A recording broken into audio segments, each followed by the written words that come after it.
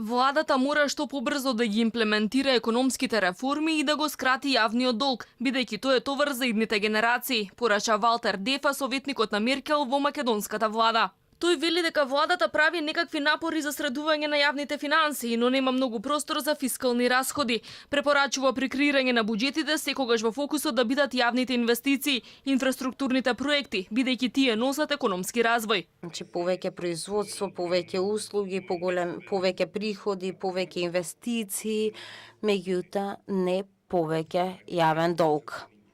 Значи ова е исто така важна порака, затоа што ризикот од јавниот долг е товар за идните генерации. Тој советува поголема борба со сивата економија. Вели законите не се почитуваат, а државата не го собира максимумот од даноци и придонеси.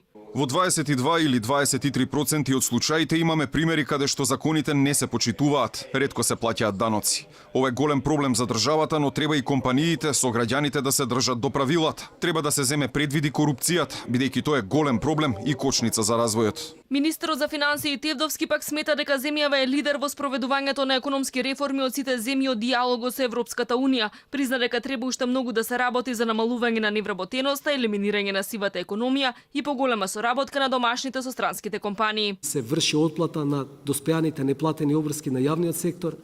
Редовно се користи алатката ЕНЕР за консултации со јавноста по предлог закони и за прв пат е донесена стратегија за формализација на неформалната економија и веќе имаме спроведено активности од акцијскиот план 2018-2020 година. Искуствата на државите кои со години се членки на Европската унија се позитивни. Например, Летонија и Словенија го дуплирале бруто домашниот производ по глава на жител по влезот во европското семејство.